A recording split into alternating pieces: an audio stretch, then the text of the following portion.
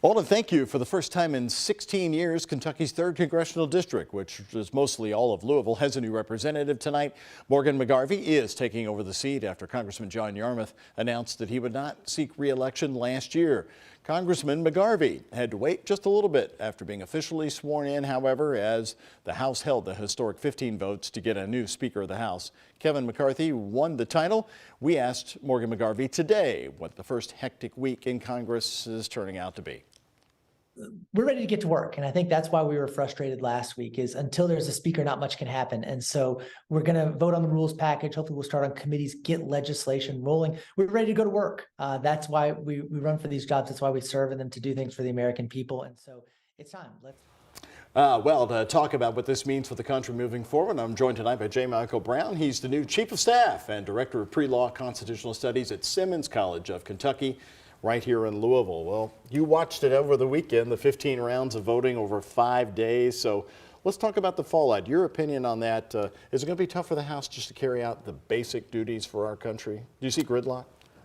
Well, I see potentially gridlock with the other party, of course. I don't think there'll be much gridlock with the Republicans because they got what they want. They got the majority and they got a speaker. Now what's going to happen is, because they hold the purse strings, I think that faction, that's what I'll call them, the faction that held out against McCarthy, are going to demand certain things when it comes to fiscal responsibilities and bills. Look out when it comes time for the debt ceiling to be considered, and look when we have to keep the government going. That's when I think they're going to flex up again. Well, let's take it right back to Simmons College of Kentucky. Congressman John Yarmouth was able to bring support from Congress to Simmons.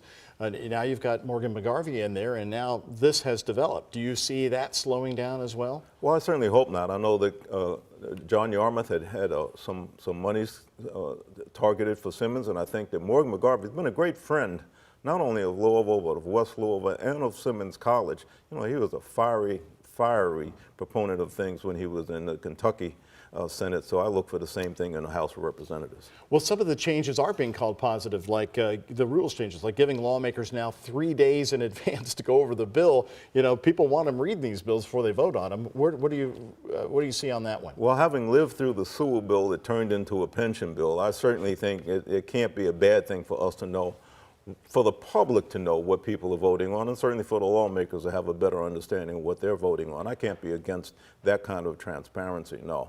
But I do think what you'll see, Doug, is that the attention is going to turn to these investigations. You know, Jamie Comer from Kentucky is going to be over the oversight. We've already talked about going into COVID, going into the Afghanistan thing, going into the Biden. So I think you'll see a fair number of investigations, probably even more than legislation.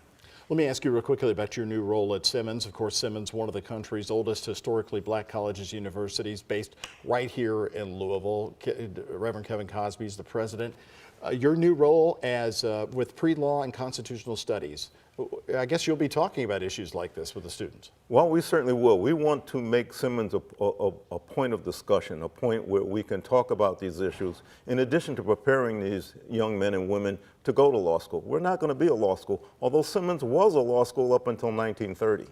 We're not going to be a law school again, but we will be able to train these minds to take on the issues that the public faces, that Louisville faces, that the West End faces, to make positive change. I'm really excited about it. And as Chief of Staff, you'll be playing a role with Simmons Development. I know you guys have been recruiting some top-notch, big-name professors into the school.